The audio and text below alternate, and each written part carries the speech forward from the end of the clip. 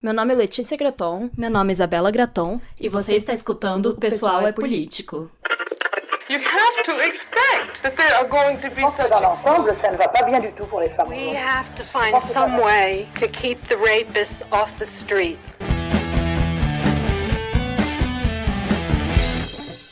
Olá, sejam bem-vindas a mais um episódio do Pessoal é Político. Hoje nós vamos continuar falando sobre o livro A Criação do Patriarcado, da Gerda Lerner, e discutindo as questões do segundo capítulo, que se chama Hipótese de Trabalho. Oi, gente, sejam bem-vindas. Hoje é um episódio bem especial, porque a gente tá gravando juntas, olha só. Exatamente. Acho que é a primeira vez, né, nessa tempo... Muito tempo, eu nem lembro a última vez que a gente gravou juntas, a gente quer dizer presencialmente. É, presencialmente, né, tipo, no mesmo ambiente, porque Exato. Estamos aqui na casa da nossa mãe, no fim do ano. E hoje nós vamos falar sobre o segundo capítulo do livro A Criação do Patriarcado, para continuar, né, essa discussão aí sobre os escritos da Gerda. E no episódio passado nós começamos o livro com o capítulo Origens, e agora a gente vai continuar com o próximo, que se chama Hipótese de Trabalho. Então, se você ainda não ouviu o episódio 66 ou 65, que nós falamos da introdução também, corre lá para se atualizar, entender mais sobre o livro, sobre a premissa aí da Gerda Lerner, para entender um pouquinho melhor. E é claro, né, se você quiser acompanhar aí a leitura junto com a gente, é sempre muito legal. Tem várias mulheres que já comentaram: eu também tô lendo A Criação do Patriarcado, ou eu sempre quis ler, e vou aproveitar e fazer essa leitura junto com vocês e tal. Então, quem quiser ir nos acompanhando aí, a gente tem ele em português, a gente tem o PDF também, e tem a versão traduzida e tal, nas livrarias. Então é um livro que é fácil, dessa vez é um livro que é fácil de encontrar por aí. Sim, e é um livro muito bom, gente. Aproveitem e vão atrás, porque ele é incrível. E antes da gente começar, né, de começar a entrar no capítulo, eu queria só trazer aqui alguns avisos importantes. Então, o primeiro, né, que a gente sempre fala aqui pra vocês, é que a gente tem uma campanha no Apoia-se, em apoia.se/o Pessoal é Político, e lá você pode se tornar uma apoiadora a partir de R$2, concorrer a livros feministas todo mês, e a partir de R$10 você vai receber episódios exclusivos, entre outras recompensas, né? E um projeto que eu quero muito trazer de volta é a nossa comunidade do Discord, que infelizmente morreu, mas que era uma recompensa legal para as apoiadoras. Quer voltar a movimentar as coisas. Então a ideia é voltar. E também para as apoiadoras, né, de R$10 para cima, a gente tem aí esses episódios exclusivos do nosso projeto chamado Mais Pessoal do que Político, que acabou de começar agora no final desse ano. E a gente lançou um episódio e vai lançar outro. E vai lançar outro, e a gente conta aí histórias da nossa vida. Então, se você tem interesse em ouvir e saber sobre por dentro das fofocas e ficar por dentro, você pode apoiar tanto no Apoia-se quanto no Substack. No Substack também você vai achar lá o Pessoal é Político e pode fazer o seu apoio, mas independente da plataforma que você escolher, ao se tornar uma apoiadora de R$10 por mês, você já recebe os episódios exclusivos, porque agora no Apoia-se você pode ouvir os episódios, né? Eles disponibilizam um lugar lá no site, no aplicativo, onde você pode ouvir, o que facilita bastante, porque antes a gente colocava os episódios exclusivos, que você também pode ouvir da temporada passada, no YouTube, e mandava o link pelo Apoia-se. Agora vai ficar tudo no Apoia-se. E também, para terminar, já que a gente tá aí em ritmo, né, de final de ano, vocês vão ouvir esse episódio apenas em janeiro, claro. Mas a gente também queria compartilhar, né, que ano que vem vão ter novas turmas dos nossos cursos. E você pode se inscrever na lista de espera lá no nosso site, o pessoalepolitico.com.br, pois terão novas turmas do mini curso sobre OnlyFans e do curso grande, né, que é sobre indústria pornográfica. E também vem aí o desenvolvimento de um novo mini curso, que a gente não vai dar muita informação, mas a ideia é lançar ele logo em janeiro. Talvez quando vocês tiverem ouvido isso, a gente já tenha lançado, já esteja divulgando, então corre lá nas nossas redes sociais para ver. A gente não sabe ainda exatamente porque a gente tá esperando a nossa designer fazer a identidade visual e tudo mais, mas a ideia é lançar em janeiro para fazer um mini curso em fevereiro, antes do carnaval, gente. Então, é isso, gente. Então, 2024 vai começar aí com bastante coisa. Então, se vocês quiserem ficar informadas também, se inscrevam lá nas listas de espera, se inscrevam no Substack, onde você pode deixar o seu e-mail gratuitamente para receber todas as nossas newsletters, onde a gente manda as novidades de cada mês também. Bom, nesse capítulo, a Gerda vai continuar desenvolvendo a teoria dela, né? Nesse ela vai apresentar, na verdade, a hipótese dela do que pode ter acontecido para que as sociedades que eram ali do Neolítico, né, de caçadores-coletores, que eram, como ela comentou no outro capítulo, um pouco mais igualitárias, se tornassem as sociedades que a gente começa a conhecer depois, né? Os estados arcaicos, enfim, nos quais já tinha essa opressão da mulher e essa dominância do homem, né? É por isso que ela vai falar da divisão do trabalho, justamente porque é a divisão do trabalho feita com base nas diferenças sexuais que vai colocar a mulher, né, num lugar de opressão, de ser subalterna. Então, Sim. é bem interessante esse capítulo, porque ela começa a questionar como que isso aconteceu. Sim. Ou por que isso aconteceu. Porque é interessante que as pessoas não param pra pensar nisso, sabe? No quanto, por exemplo, o que eu acho bem legal que ela traz aqui é a utilidade do patriarcado naquela época, sabe? Por que isso aconteceu e o que isso significa. Principalmente trazendo pro fato dele não ser mais útil hoje em dia, assim, nessa divisão. Que eu acho bem interessante, tá? Ela vai falar, por exemplo, da relação da mulher com os bebês, né? Sim. Entre mãe e filho, como os filhos eram extremamente dependentes, né? Os bebês humanos eram extremamente dependentes da mãe ao longo dos primeiros anos de vida, porque os bebês humanos realmente nascem bem indefesos e pequenos em comparação com o resto da natureza, né? Então, ela vai falar sobre como isso fazia com que as mulheres sempre ficassem muito apegadas ao trabalho materno, entre outras questões que são bem interessantes que ela traz aqui nesse capítulo. É importante pontuar que durante todo o capítulo ela tá falando de uma hipótese, que é a hipótese de trabalho dela. Então ela mesma vai falar que, cara, não tem como a gente ter certeza como essa transição aconteceu, porque não tem registros o suficientes pra gente saber exatamente o que rolou naquela época. Que realmente é muito difícil de saber, porque é uma época antes da escrita e tal. Ela fala, né, claro, você pode estudar os fósseis, enfim, as evidências arqueológicas, mas que não é algo 100% certo, então ela vai estar criando uma hipótese, teorizando o que pode ter acontecido, mas a todo momento ela fala que, obviamente, não tem certeza disso, né?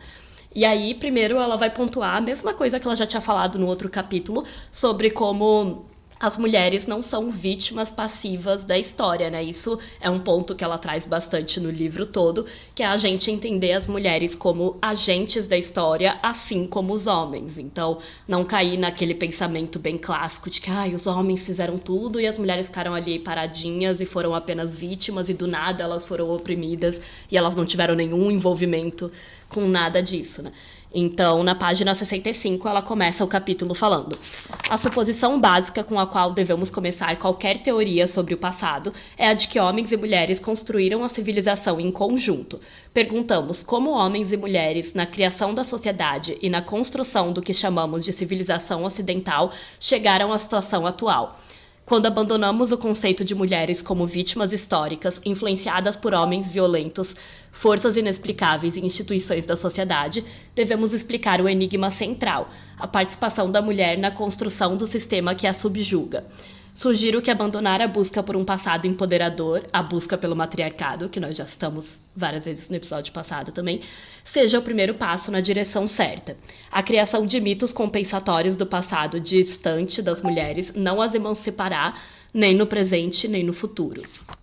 Então ela vai trazer realmente uma hipótese, né, sobre como ocorreu essa transição para o modelo do patriarcado. De novo, sempre pontuando que é apenas uma hipótese, mas que é bem interessante, né, a gente se perguntar como que isso aconteceu, né. Então ela fala que não existem evidências conclusivas para a gente ter um molde 100% certo de como ocorreu essa transição entre as sociedades de caçadores-coletores do período neolítico para as sociedades sedentárias que também praticavam a agricultura, né, que é uma coisa que antes não existia ali. Eles saíam lá, caçavam os bichos, coletavam ali umas coisinhas para comer, mas eles não plantavam, né? E as sociedades se tornaram, então, patriarcais. Então é bom ter em mente que a gente está falando aqui, né, como eu disse, de hipóteses do que pode ter acontecido. Mas que é bem interessante de pensar, né? Porque, primeiro, que a maioria das pessoas nem param pra pensar nisso, tipo, agem como se o patriarcado tivesse nascido, sempre existido, nascido na natureza, em uma árvore, e não param pra pensar nas raízes históricas, né, dele. E eu acho que a autora consegue trazer aqui várias reflexões, né. Segundo a autora, a maioria dos modelos são androcêntricos, então eles colocam o patriarcado como algo natural, ou, no caso das autoras feministas, costuma ser ahistóricos, né. Então, ela quer tentar entender como que começou esse sistema, tendo como base as evidências históricas, a partir do que a gente pode ter, né, de evidência histórica. E, além disso, ela pontua que é importante entender que isso não foi um evento que ocorreu devido a uma única causa, né? E também que não foi da noite para o dia, obviamente, sem todo um processo de criação, né, de um sistema. E então... que aconteceu em vários lugares diferentes. E é isso, assim, que não foi... Nossa, do nada surgiu o patriarcado e foi estabelecido e ponto final. É claro que isso demorou muito tempo. Mas, assim, é muito importante buscar essa hipótese, essa ideia do que aconteceu, justamente pra gente desmistificar essa ideia principal, que é a que a maioria das pessoas tem, né, do modelo que ela chama de androcêntrico, que seria esse modelo de que o patriarcado é algo natural e que sempre existiu e que sempre foi assim. Ou pior, né, de pessoas que acham que foi uma evolução, tipo... Natural, evolutiva, tipo assim, foi bom para os seres humanos porque precisava acontecer isso, sabe? Assim, é interessante porque ela fala que sim, foi bom em certos aspectos para manter a sobrevivência das tribos. Na verdade que foi necessário em alguns aspectos. É, necessário, né? Mas não bom no sentido de, tipo... Enfim, é que ela fala mais que, tipo, tiveram consequências que, obviamente, não tinha como eles preverem. Então, é meio que mais nesse sentido, assim, né? E as pessoas geralmente falam desses modelos, assim, como se fosse... E nem você falou isso, assim, como se fosse uma coisa, tipo... O próximo passo da evolução, naturalmente, digamos, pra sociedade se tornar civilizada. Exatamente. E aí ela também comenta, né, na página 66. Nossa busca, portanto, torna-se uma busca pela história do sistema patriarcal, dar historicidade ao sistema de dominância masculina e afirmar que suas funções e manifestações mudam ao longo do tempo é romper com a tradição oferecida. Essa tradição mistificou o patriarcado, tornando-o ahistórico, eterno, invisível e imutável. Mas é exatamente por causa de mudanças em oportunidades sociais e educacionais disponíveis às mulheres que nos séculos XIX e XX, inúmeras delas, enfim, foram capazes de avaliar de forma crítica o processo pelo qual ajudamos a forjar e manter o sistema. Somente agora que conseguimos conceituar o papel das mulheres na história, criando assim uma consciência que pode emancipá-las. Essa consciência também pode libertar os homens das consequências indesejáveis do sistema de dominância masculina. É justamente essa importância de você buscar uma explicação ou uma hipótese, pelo menos, do que rolou, para não ficar pensando, né, que o patriarcado sempre vai existir, que sempre foi assim, que é imutável, ou, enfim, que é natural, etc. Exato. Primeiro, a Gerda pontua, então, como os bebês humanos nascem muito mais imaturos que os outros mamíferos, né, como a gente já falou. Então, a gente acaba dependendo muito mais das nossas mães no início da vida. Então, faz sentido que ela comece analisando esse relacionamento entre a mãe e o bebê, porque eu acho que ele dita muito do papel social, né, da mulher na sociedade, considerando que, biologicamente falando, né, são essas pessoas que tinham os filhos. Então, que as diferenças biológicas faziam com que as mulheres ficassem muito mais dependentes de uma nova vida, né, gente? E a gente tem que pensar nos bebês, não só, tipo, porque eles queriam ter filhos da forma como a gente pensa hoje em dia, mas como mão de obra e como manter as tribos vivas. Então, é muito doido pensar nisso, né? Porque a maioria dos mamíferos, eles já nascem muito mais prontos, assim. Então, os humanos... A gente nasce muito, digamos assim, imaturo, devido né? ao fato de termos virado os bípedes, né? A gente nasce muito... não tão desenvolvido ainda, né, quanto outros mamíferos. Então, a gente ainda depende muito da nossa mãe no início da vida, principalmente nos primeiros meses, primeiros anos de vida. Então, ela vai falar que foi isso que influenciou a distribuição aí dos trabalhos, né? A divisão sexual dos trabalhos, a primeira entre os grupos dos seres humanos. Porque, querendo ou não, é isso. Se as mulheres ficavam responsáveis pelos bebês por muito mais tempo, porque na época não existiam as tecnologias que existem hoje para facilitar a vida das mães, né? Não tinha mamadeira, não tinha, sei lá... coisa pra tirar o leite e depois dar pro bebê mais tarde, ou coisa assim. Então elas acabavam ficando... muito menos geladeira pra guardar o leite. Elas acabavam ficando... Muito menos fórmula, etc. Exato. Então elas acabavam ficando muito mais responsáveis por eles, né? Porque tinha coisas que só as mães podiam fazer ali. Sim. E aí ela vai falar que justamente essa relação da mãe com os bebês é o que fez com que no período neolítico a gente tenha as primeiras evidências da adoração de uma deusa mãe, né? De entender o poder opressor da mãe em relação ao bebê, no sentido de que só ela pode cuidar dele. Então, se ela não quiser cuidar, se ela quiser jogar, que nem aquela figurinha do Zap Zap da mulher jogando o bebê, e ela quiser, tipo, cagar pro bebê, ele vai morrer, né? Então, nesse sentido, começou a ter também essa ideia de que, tipo, a mulher era uma deusa, uma espécie de deusa, por conseguir criar outra vida e por essa vida ser dependente dela, né? Então, passou a existir essa necessidade de dividir o trabalho por causa da função materna, que nem você falou, né, Isa? E essa necessidade... E aí a autora vai pontuar, né, que obviamente essa necessidade não existe mais hoje em dia, mas que lá no passado ela fazia sentido. Total. E isso me lembrou muito da discussão que a gente teve no outro episódio e que também foi para o Instagram e gerou muito debate, muitos comentários e tal no nosso post sobre a questão das sociedades matriarcais, porque uma das hipóteses, né, uma das coisas que as pessoas mais defendem é justamente essa adoração às deusas mães, assim, a essa figura da maternidade que está expressa em várias sociedades antigas, encontraram já coisas assim como desenhos ou estátuas, enfim, coisas que cultuavam a deusa mãe, mas a Gerda vai falar que é justamente por conta disso, né, por conta do poder que as mulheres tinham, que querendo ou não, por mais que hoje a gente saiba, né, que é algo meio debilitante para a mulher, a maternidade em vários sentidos, naquela época era visto mais como uma força, de certa forma parecia tipo, nossa, que incrível, essa mulher dá à luz, ela cria pessoas, tipo...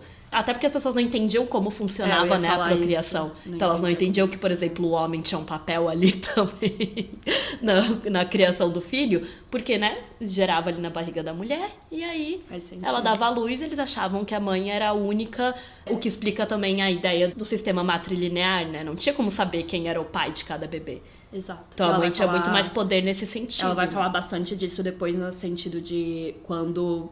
vira de matrilinear para patrilinear, né? Que depois isso vai mudar. Mas no início, obviamente, era matrilinear, né, gente? Porque não tinha como saber. A mulher sempre sabe que o filho é dela, né? Obviamente. Enquanto o homem não necessariamente. E também isso não era necessariamente importante. O importante era que elas estivessem tendo filhos para continuar... Enfim, tendo pessoas que iam trabalhar, que iam caçar, que iam coletar, que iam plantar e etc. Pra dar continuidade àquela tribo, né? Aquele grupo. Exatamente. E aí, assim, a primeira divisão sexual do trabalho, né, no qual os homens caçavam grandes animais e as mulheres e crianças caçavam pequenos animais e coletavam alimentos, surgiu dessa diferença biológica entre os sexos por conta da função reprodutiva da mulher e da necessidade de cuidar desses filhos pequenos. Mas é claro que, né, como a gente já pontuou, gente, isso não é uma justificativa para que essa divisão exista até hoje. E esse é todo o ponto desse livro, né? Hoje a gente tem várias tecnologias, várias coisas que ajudam. Hoje acho que a única coisa que realmente só a mãe pode dar é o leite, né? Tipo, a amamentação. Que continua sendo super importante. E nem 100%, né? Porque ela ainda pode tirar o leite, por exemplo, pro pai dar em outro momento. Sim. Então, não é como naquela época, né? Ainda a questão da amamentação. Mas isso explica, né, o porquê que tinha essa divisão. O que não quer dizer que também a divisão era exatamente negativa, né? Não é como se vissem, assim, que cuidar daquele bebê era pior do que caçar, por exemplo. Isso que é interessante, né? Porque a gente olha com os nossos olhares de hoje, né? Da nossa sociedade. E é muito comum ver homens falando, porque os homens que faziam a tarefa difícil de ir pra guerra e caçar e blá, blá, blá, blá. Mas não necessariamente, não tem como a gente saber, né, gente, porque não temos registros de saber como naquelas sociedades isso era encarado. Porque, por exemplo, mais pra frente também, nesse capítulo, a Gerda fala que, tipo, por exemplo, as mulheres, por não irem caçar e tudo mais, elas tinham muito mais conhecimento da agricultura e das plantas e de quais plantas coletar e tudo mais. E isso também era uma coisa importante para aquela sociedade. Sim. Então não é que porque elas ficavam, tipo, mais em casa, digamos, né, em casa, do que era uma casa naquela época, e mais, tipo, mais quietas, né, ao invés de ir para lugares mais distantes e enfim, caçar animais grandes e tudo mais, não quer dizer que elas também não faziam coisas importantes que naquela época também eram consideradas importantes. Então eu acho que isso é bem importante da gente dizer e não reduzir, porque é óbvio, gente, que a carga que a maternidade traz hoje em dia numa sociedade capitalista industrializada não é vista como algo bom, né? Porque você não pode, tipo, ficar tirando leite e estar numa reunião do trabalho ao mesmo tempo. Mas isso é pela forma como a nossa sociedade é feita, né? Essa não valorização do trabalho, né? Que é tudo que as feministas vão falar depois, né, sobre esse trabalho materno não ser pago e não ser valorizado pela sociedade. Não quer dizer que sociedades anteriores à nossa tratavam da mesma forma. Eu acho que esse é o ponto. Aí na página 69 ela fala sobre essa divisão, né, essa primeira divisão sexual do trabalho. Como a maioria das explicações para a divisão sexual do trabalho postula a existência de sociedades de caçadores-coletores, precisamos observar com mais atenção tais sociedades nos períodos paleolítico e neolítico. Vem do Neolítico as evidências remanescentes de pinturas em paredes e esculturas que sugerem a difundida adoração da deusa mãe. Podemos entender por que é provável que homens e mulheres tenham escolhido como primeira forma de expressão religiosa se considerarmos o laço psicológico entre filho e mãe. É justamente essa ideia que a Letícia estava comentando, enfim, do poder que a mulher que tem filhos ali parece ter, né? Tipo, como isso pode se transformar numa questão divina, uma questão religiosa. Faz total sentido. O que não quer dizer que as mulheres tinham o poder também naquela sociedade de fato. Mas como a maternidade era encarada como algo místico até, né? De certa forma. Até porque é isso, eles também não tinham muitos conhecimentos sobre a ciência, a biologia. E mais importante também, né? Além de místico, também como um papel muito importante, né, gente? Porque manter uma pessoa viva nos primeiros dias e meses e anos de vida, que na época não devia ser fácil também, né? Porque ela também fala, eu não vou lembrar agora, mas ela fala da expectativa de vida de acordo com, tipo... fósseis, acho que era, sei lá, 20 mas anos. era tipo 20 e poucos anos. Aquela, tipo, a gente já estaria morta. Acho que era tipo 29 pra mulheres e, enfim, menos pra homens. Era um negócio bem, bem ruim, né? Sem contar que muitos bebês morriam. E muitos bebês morriam e tudo mais. Então, assim, é óbvio que fazer com que o bebê chegasse vivo na vida adulta, porque também não existia o conceito de infância e de adulto que a gente tem hoje em dia, era muito difícil, né? Então, é claro que eles iam cultuar isso. Aí é legal que ela traz aqui também, né, como no outro capítulo, ela vai mencionar a Beauvoir também, que nem já trabalhou aqui nesse podcast. Tudo está conectado. Porque tudo está conectado aqui no universo do nosso podcast. Como vocês sabem, né, a segunda e a terceira temporada foi sobre o segundo sexo. E aí ela vai trazer aqui a Beauvoir para dizer que ela foi, né, um grande exemplo de autora feminista que especulou que essa divisão sexual do trabalho que deu início à desigualdade que a gente conhece hoje em dia, né, porque... todo o ponto da Beauvoir é sempre falar sobre como essa divisão criou, né, as categorias de homem e mulher que a gente tem hoje em dia. Mas aí ela também vai ressaltar isso que nós estamos abordando, como muitas vezes quando a gente olha para o passado, a gente tende a pensar com os ideais que nós temos hoje, né, com as classificações que nós temos hoje. Então muita gente coloca essa função de ser mãe, de parir os bebês e tal, como menos importante do que a dos homens de caçar, de matar os bichos, etc.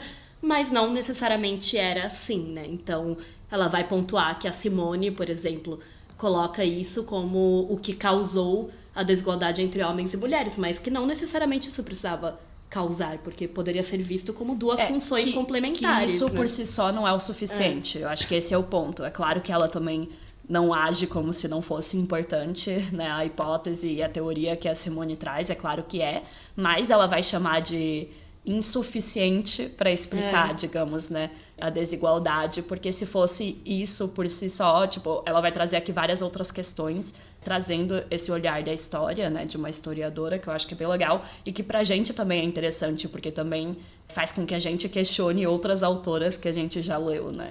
Ela vai pontuar que mesmo com essa divisão, então, a mulher na sociedade pré-civilizada devia ser meio que considerada ou igual ao homem ou até mesmo superior por conta dessa função, tipo, que era uma função a mais, né, que era ter filhos. Então, não necessariamente isso era visto como negativo, né. Aí ela comenta na página 71, portanto, a primeira divisão sexual do trabalho pela qual homens caçavam grandes animais e mulheres e crianças caçavam pequenos animais e coletavam alimentos parece ter se originado de diferenças biológicas entre os sexos. Não se trata de diferenças de força ou resistência, mas unicamente reprodutivas, em especial a capacidade de amamentar os bebês.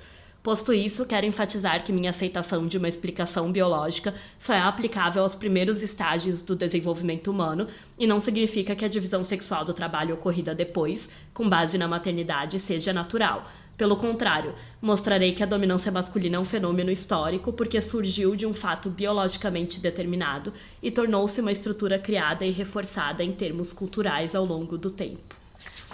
Ou seja, né, não precisava ter continuado dessa forma. Exatamente. Não tem uma justificativa para ter continuado, mas é interessante a gente pensar no porquê que surgiu, né, esse sistema lá atrás.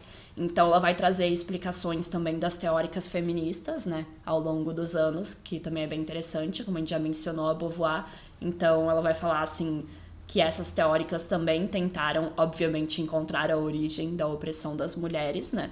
E que feministas como a Beauvoir foram bem influenciadas depois pelas ideias de Freud, que foi algo que a gente falou também, né, no Segundo Sexo, que tem um capítulo sobre a psicanálise.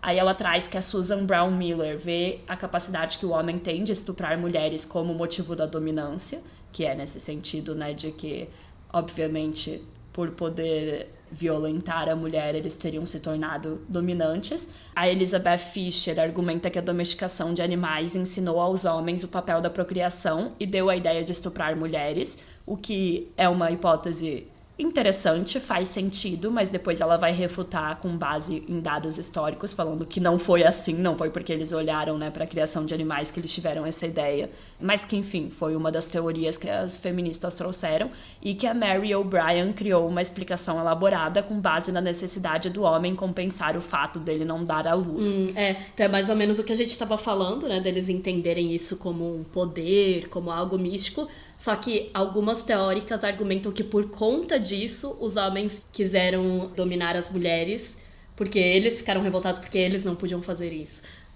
Faria sentido também. Faz sentido. Tipo assim, eles viram que aquilo ali é importante, então eles ficaram revoltados porque eles não tinham essa habilidade. Ou eles viram naquela habilidade, né, uma forma de dominar a mulher pra utilizar. É um pouco do que a Beauvoir fala coisa, também, né, ao longo do Segundo Sexo, porque ela fala de como os homens, tipo, cultuam as deusas mulheres, mas depois querem acabar com elas, nesse sentido. Enfim, pra mim faz sentido, mas é interessante que ela traz aqui, porque é isso, gente, são tudo hipóteses, a gente nunca vai saber com certeza absoluta, porque não temos registros específicos dessa época.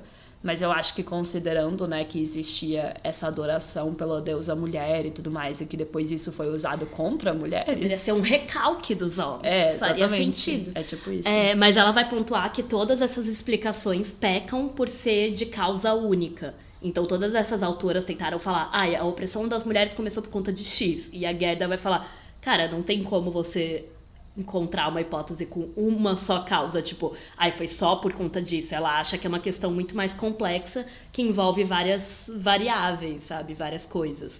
E eu tendo a concordar mais com ela, né, porque é algo tão complexo que eu duvido muito que tenha sido só por conta de uma dessas coisas. Tipo, por exemplo, a história ali dos animais é interessante, porque poderia ser, tipo, os caras viram como criar animais e fazer eles procriarem era rentável, era útil, e poderiam ter utilizado essa mesma lógica para as mulheres. Mas eu não acho também que seria a única causa, sabe? Acho difícil ter uma explicação de causa única mesmo, como a Gerda vai comentar. A Gerda, ela procura mais motivos, tipo, práticos, no sentido de que se chegamos nesse sistema, é porque sem eles, essas tribos não teriam sobrevivido, muito provavelmente, entendeu? Acredita-se. Ou naquela época eles acreditavam isso. Então, que também foi, de certa forma, estratégico. Então, por isso, houveram vários motivos. Não foi só um específico, entendeu? E aí ela vai começar a falar também que pra gente entender melhor como isso aconteceu e tentar chegar a alguma hipótese, é importante falar sobre o conceito do comércio de mulheres, que é um conceito que o antropólogo Claude Lévi-Strauss, que é um famoso antropólogo, né, ele vai falar que essa foi a principal causa da subordinação feminina. Então, o Lévi-Strauss, ele explica que esse comércio de mulheres pode assumir várias formas, tais como a remoção forçada de mulheres de suas tribos, como o roubo de noivas, o defloramento ritual ou estupro, e os casamentos arranjados. Então seria isso que iria causar uma mudança no parentesco de laços matrilineares. Homem sai da sua família para morar com a mulher, para patrilineares, que é a mulher sair da sua família para morar com a família do homem, do seu marido. E não necessariamente porque ela queria, né, gente? Aí que entra o fato de você falar roubos. E é interessante pensar nisso, porque como a gente falou, né, da dependência do bebê e da mãe nesses primeiros estágios da vida, faz sentido pensar que mulheres tornavam-se coisas valiosas, digamos, porque elas conseguiam criar outros seres humanos, né? Então, para uma tribo, nos conflitos entre tribos, fazia sentido que eles roubassem mulheres para que eles conseguissem ter mais pessoas na tribo deles, e guerreiros, e pessoas para caçar e tudo mais.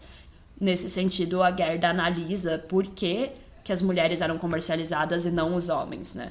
Ou por que, tipo, poderiam, por exemplo, ser crianças, né? Comercializadas, que também seriam mais fáceis de pegar, tanto do sexo feminino quanto do masculino. Mas por que queriam mais roubar as mulheres, né? Por que essas coisas aconteciam até chegar num ponto em que a sociedade virava, né, mais patrilinear do que matrilinear. E aí ela vai trazer, então, um biólogo, né? O C.D. Darlington, que ele falava que essa prática do comércio de mulheres era para controlar a sexualidade feminina, porque, de novo, né, gente, quando você tinha mulher ali, você sabia que o filho era dela, né? E também para conseguir controlar a densidade populacional, que é bem isso que eu tô falando. Tipo, se você quer ter mais pessoas na sua tribo, faz sentido você roubar, digamos, enfim, naquela época, naquele contexto, para esse objetivo, né? Porque roubar um homem. E aí também ela vai trazer aqui outras teorias que são muito interessantes de pensar, como, por exemplo, você não tem como saber se o homem iria ser leal à sua tribo. Tipo assim, eu tenho a minha tribo, você tem a sua tribo, Isabela. E aí eu vou lá e quero roubar uma pessoa da sua pra eu ter mais pessoas na minha tribo. Se eu pegar um homem, ele pode me matar, entendeu? Eu vou levar ele pra minha tribo. Não tem nada que garanta que ele vai ser leal à minha tribo e não à sua. Ele vai ficar puto que eu roubei ele e ele vai, tipo, querer me matar. Agora ela traz aqui a teoria, né, de que eles preferiam pegar mulheres, porque daí como mulheres tinham filhos e ficavam grávidas, era mais fácil de garantir que elas iam ficar leais à tribo que os filhos delas fizessem parte. Fizessem parte. Isso me lembrou Game of Thrones. É bem vibe Game of Thrones. Eu pensei nisso a hora toda também, tipo, na Daenerys, né, juntando. E isso foi super comum ao longo da história, gente. Pessoas casarem por questões políticas, não, me lembrou do Game of Thrones, aquele rolê do Greyjoy, que vai morar com os Starks. Achei que você tava falando da Daenerys. Pra que o pai dele não atacasse mais o Winterfell, porque aí ia pensar, meu filho mora lá. É tipo mas isso, o ponto, é uma teoria. O ponto que a autora fala também é que não necessariamente os pais iriam, por exemplo, não atacar porque o filho dele tá lá. Porque as mães eram mais ligadas aos filhos. Exatamente. Então, até porque o homem não sabia nem se era filho dele, né? Então, assim, desde sempre ausentes, né? Mas, enfim, não estou usando exemplos históricos aqui, só comentando de Game of Thrones. Pra mim me lembrou muito a Daenerys no começo, né? Que é basicamente isso que acontece com ela. Ela é vendida em casamento pra sair da família dela e conseguir ter o exército lá do Tark e tudo mais. E é estuprada e blá, blá, blá, como vocês sabem. Não é spoiler, né, gente? É o primeiro episódio de uma série de 2009. Mas, enfim... Então é meio que essa a vibe do que ela tá falando, né? Se vocês quiserem pensar aí numa analogia. E faz sentido, sabe? Tipo, ela fala que mais uma vez é a função biológica da mulher, tornando ela mais adaptável pra um novo papel, nesse caso desse tipo fantoche criado pela cultura, né? Eu fiquei pensando nisso, assim, é que pra mim é um grande exemplo de como a capacidade reprodutiva das mulheres já estava sendo explorada, sabe? Sim, exatamente. Como eles começaram a explorar essa capacidade, porque eles viram, elas que têm os filhos, então a gente pode usar isso de alguma forma a nosso favor, seja pra, por exemplo, né, ter filhos ali em outra tribo e aí juntar as tribos, por exemplo, ou então fazer essa tribo aumentar e aí ela vai ser fiel a essa, porque por mais que a família dela de origem esteja na outra, agora ela vai ser fiel a que tem o filho dela. Exato. Enfim, é mais uma forma de instrumentalizar essa capacidade das mulheres terem filhos, né? Que continua até hoje, né, gente, de formas diferentes, mas que a gente sabe que é explorada aí pelo patriarcado e pelo capitalismo. E aí ela também argumenta que tem as teorias de que, na verdade, esse tipo de comércio começou com meninos e meninas, com ambos os sexos, e depois ficou só sendo de meninas, porque eles perceberam que, obviamente, quando eles roubavam mais meninas, em comparação, né, as tribos acabavam aumentando sua população com mais rapidez do que as que roubavam meninos. Por que será, né? Enfim...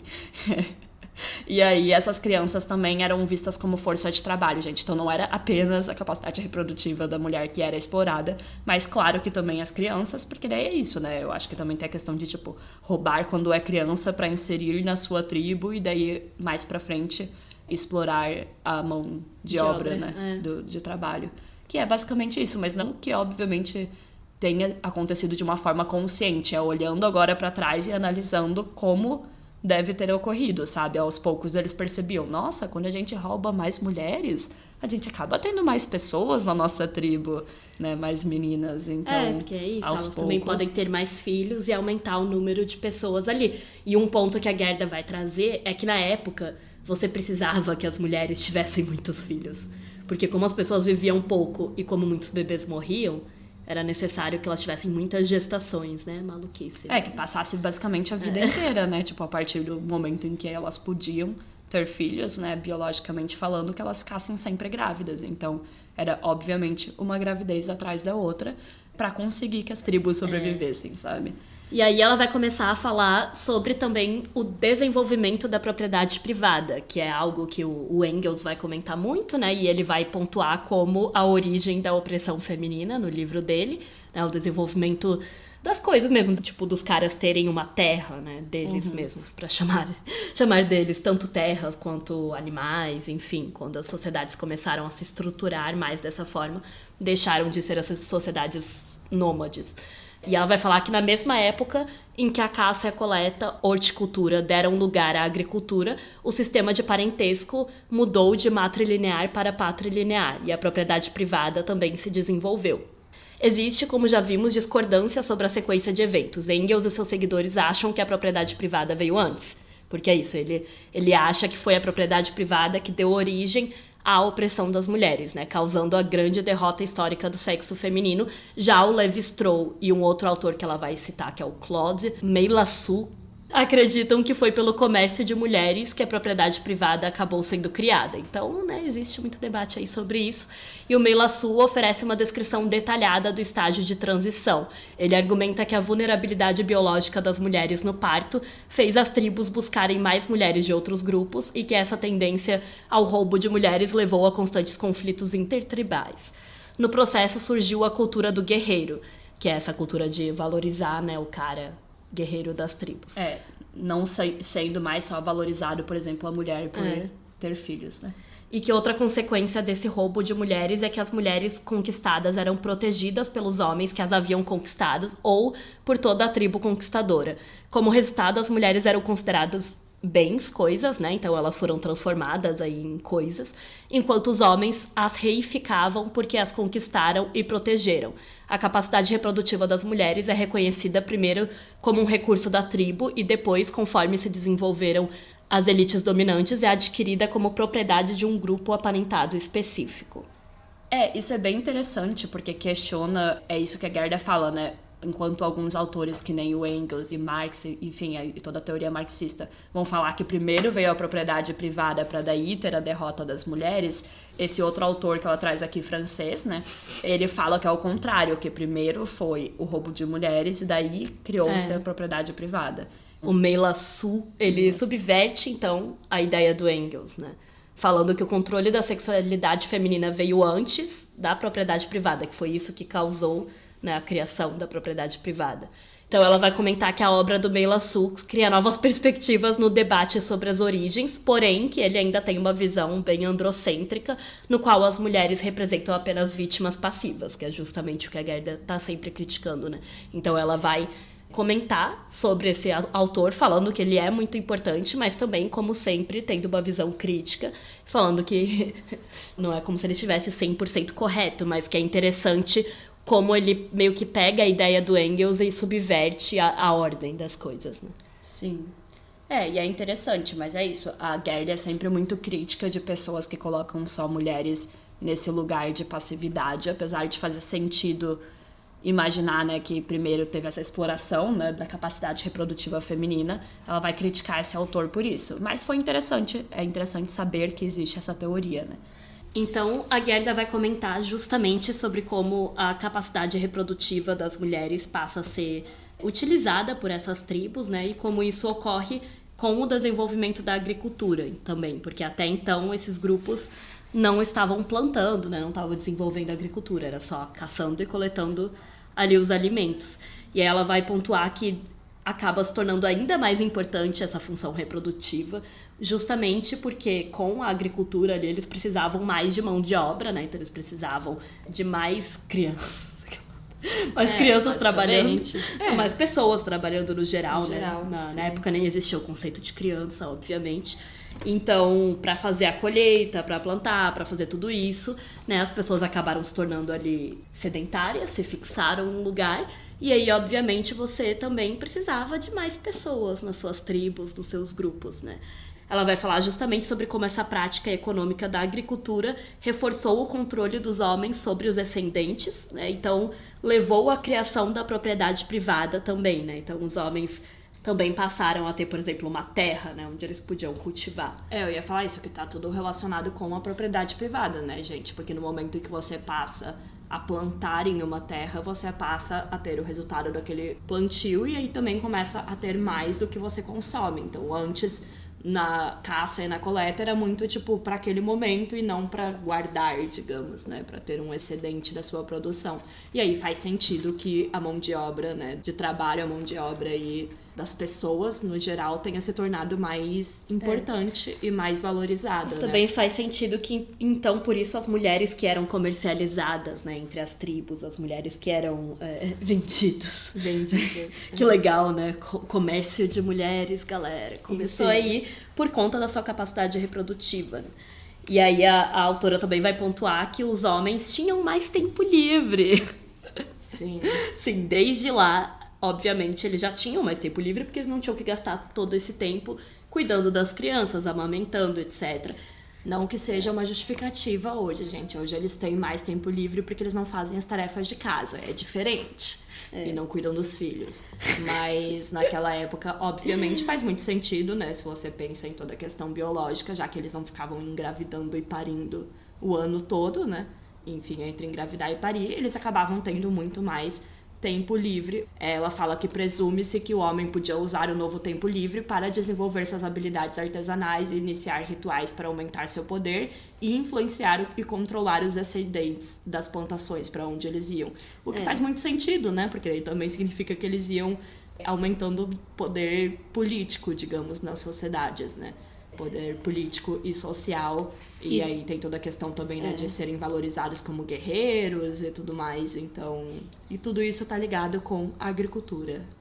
E tudo isso é baseado na teoria desse autor que ela cita, né, o Meillassoux, que subverte aí a ideia do Engels, né, colocando como, primeiro, o controle sobre a reprodução das mulheres, né, sobre a capacidade reprodutiva das mulheres e a sexualidade delas, e depois a criação da propriedade privada por conta disso, que foi no momento que eles, né, se estabeleceram no lugar e começaram a cultivar e a desenvolver também a agricultura e etc. Pois é, essa obra dele acaba trazendo novas perspectivas nesse debate, né, que geralmente a gente está mais acostumado a ver só o viés do Engels, que também é bem popular, né, principalmente na esquerda, mas é interessante. Principalmente não, né? Só na esquerda.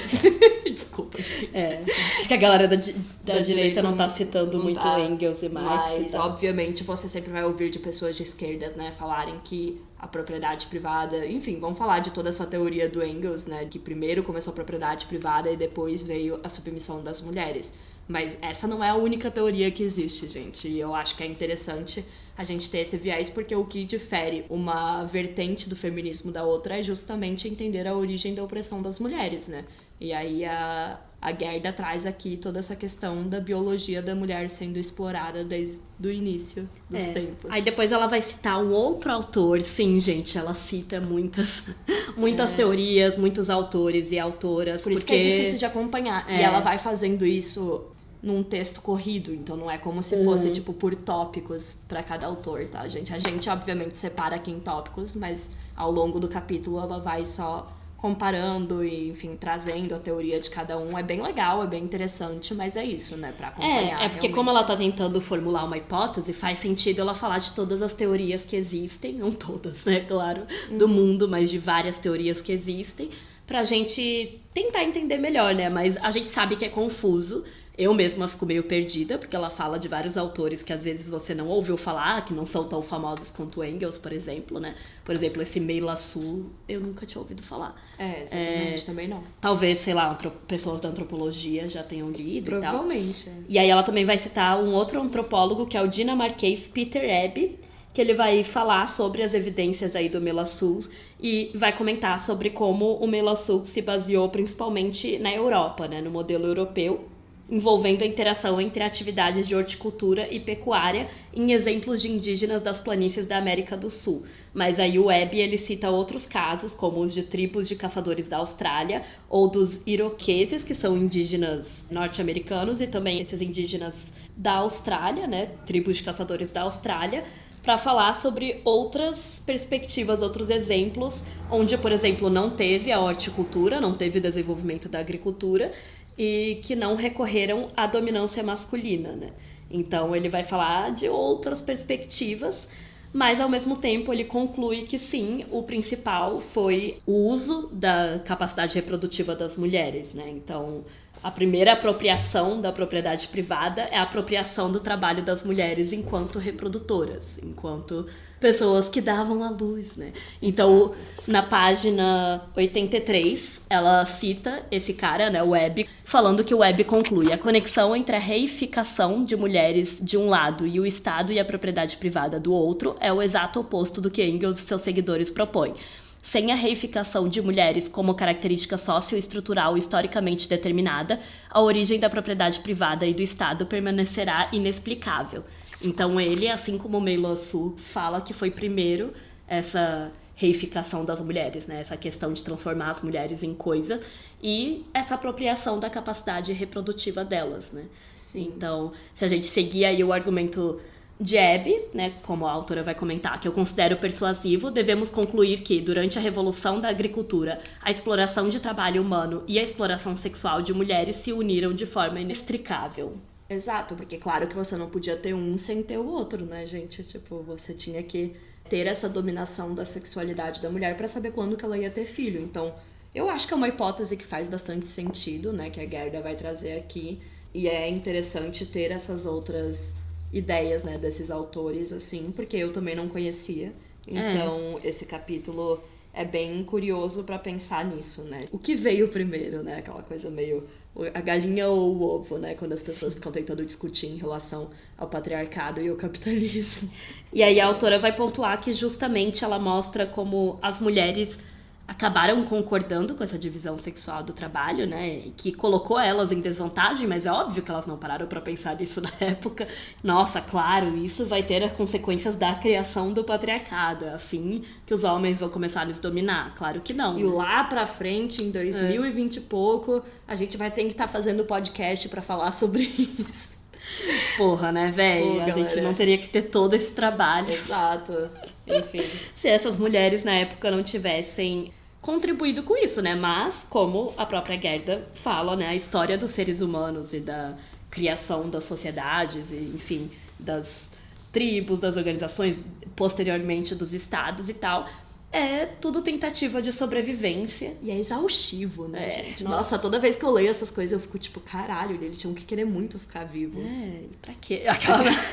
Não, tipo, porque hoje a gente tem uma vida, obviamente, extremamente confortável, Sim. né? Os seres humanos, não todos, mas obviamente mais confortável do que naquela época. E eu sempre fico, gente, quanto trabalho, sabe? E claro que era sempre uma luta por sobrevivência, né? Eram pessoas que estavam tentando sobreviver e manter os seus grupos de família, enfim, seus grupos, suas tribos, os grupos aos quais eles pertenciam, vivos e alimentados, etc. Não é como se alguém tivesse criado, nossa, agora vamos dominar as mulheres. Provavelmente, tipo, um provavelmente vilão na de época, desenho, assim. Eles só pensaram, a gente quer, sei lá, ter mais pessoas da nossa tribo, então a gente tem que fazer mais mulheres engravidarem. Então, por exemplo, né, vamos estuprá-las, vamos... Não se falava em consentimento. Enfim, mas eu acho interessante pensar nisso, assim, dessa necessidade, justamente porque eu acho que tira também o peso de falar, quando a Gerda fala, por exemplo, que mulheres não foram sempre vítimas passivas e tudo mais, mas elas também concordaram com isso, tá ligado? Elas não se revoltaram contra, é claro que uma ou outra pode ter se revoltado, mas eu acho que em até certo nível elas consideravam que era Normal, que era normal, necessário, necessário, razoável, enfim, que fazia sentido. E, enfim, não julgando as manas, né? Porque não tinha como elas saberem. Não tinha como elas saberem o que ia virar. E se naquela época fazia sentido, o importante é bem isso que você falou, Isa, né? Tipo, é uma história, a nossa história de evolução e a história do mundo no geral é apenas seres mamíferos nessa terra querendo sobreviver.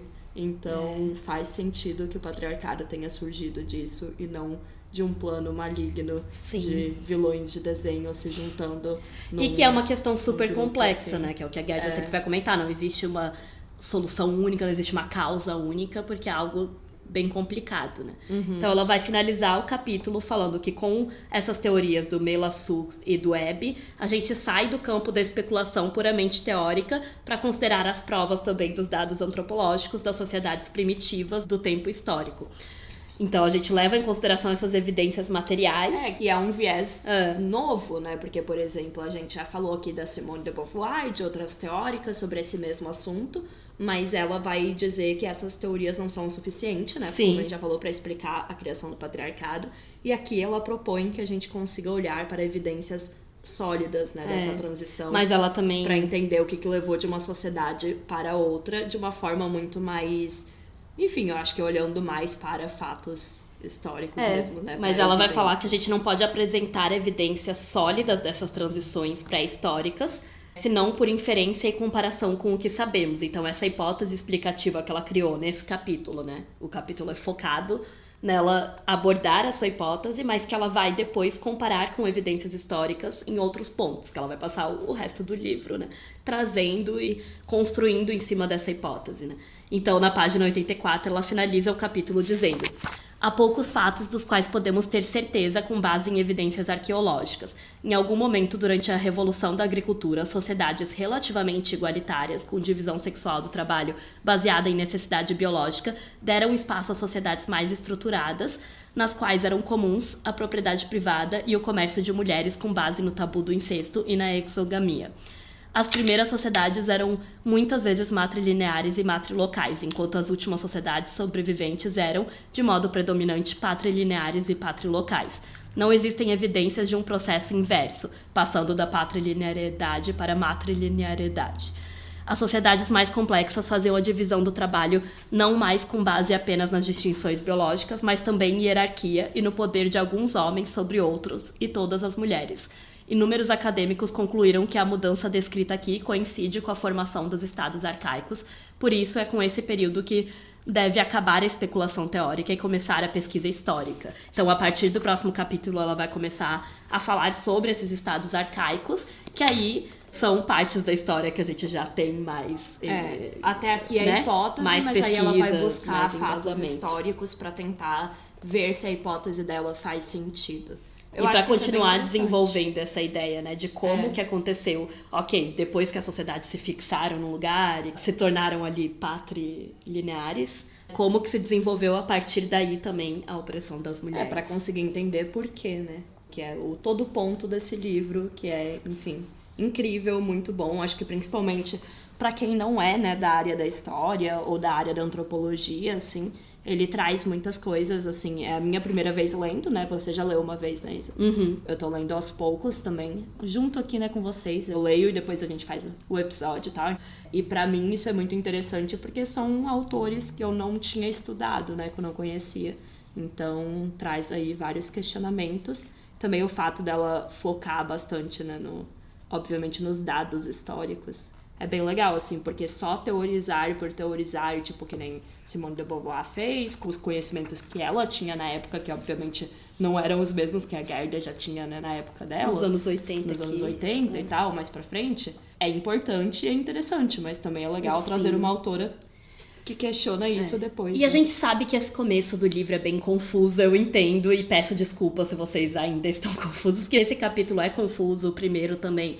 A partir do terceiro, na minha opinião, já começa a ficar um pouco mais concreto, de certa forma, porque ela já começa a falar de estados arcaicos, que a gente já ouviu falar nas aulas de história, coisas que a gente tem um pouco mais de conhecimento, assim. Porque essas sociedades que ela tá falando ali no início, né, não são sociedades que a gente consegue estudar, tipo, é aquela parte bem do início, tipo, que a gente passa muito rápido na escola, que é só assim, evolução, pré-história e tal, mas não é muito... Que é a história antes dos registros escritos, né? Exato. Tipo, antes de você ter a escrita de fato. Então, por isso ela vai começar a falar depois da Mesopotâmia, enfim, de várias outras regiões.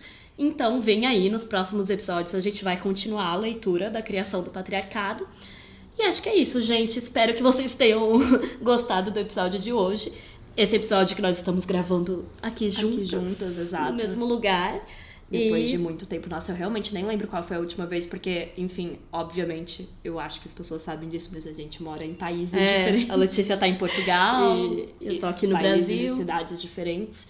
Aí a gente sempre grava online, né? À distância e tal. E depois na edição a gente junta, mas agora que a gente tá aqui no fim do ano, a gente pensou em aproveitar.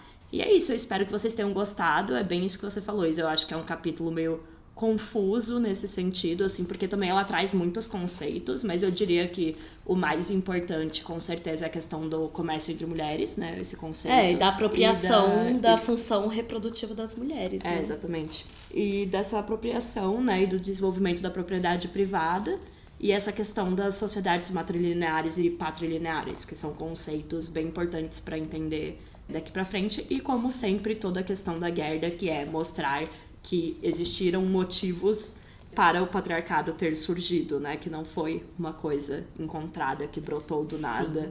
E que não foi sempre assim também, né? O que é interessante da gente sempre ter em mente. Continuem aí na leitura com a gente nos próximos episódios. E só pra finalizar, vou trazer aqui os avisos de sempre, né? A gente tem o Apoia-se, apoia.se/opessoalepolitico. Se você gostou desse episódio, né? Vai lá, apoie o nosso trabalho. Se você puder aí, a partir de R$2, você já pode ser apoiadora.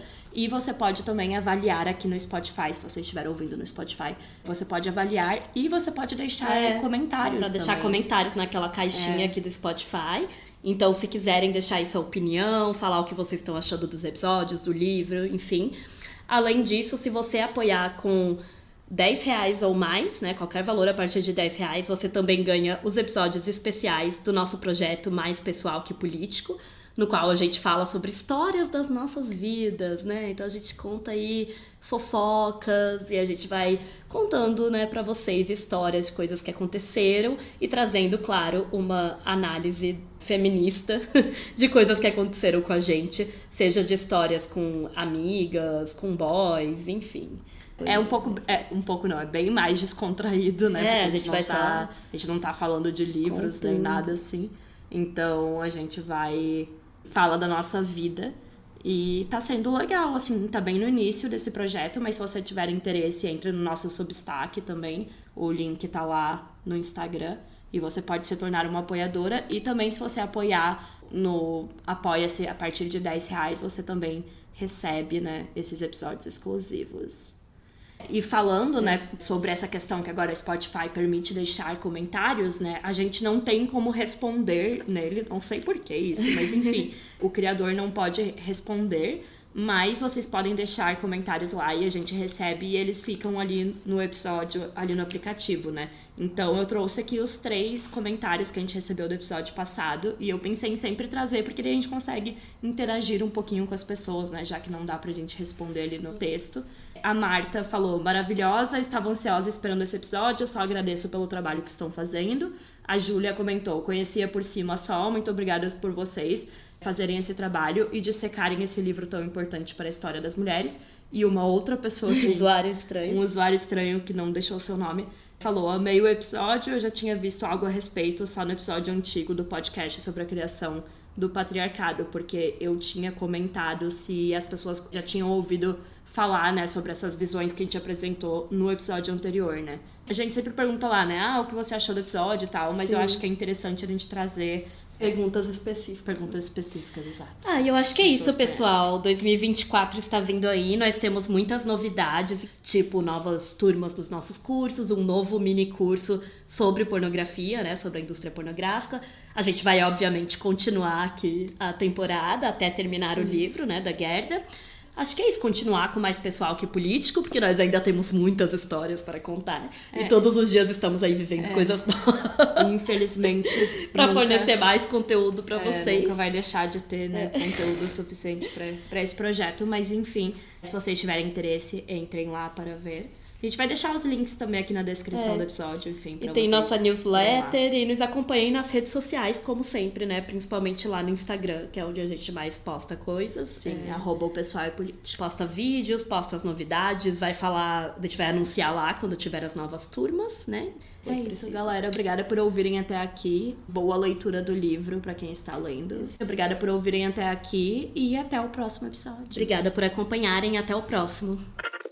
You have to expect that there are going to be Je pense que such dans l'ensemble, ça ne va pas bien du tout pour les femmes. We have to find some way to keep the rapists off the street.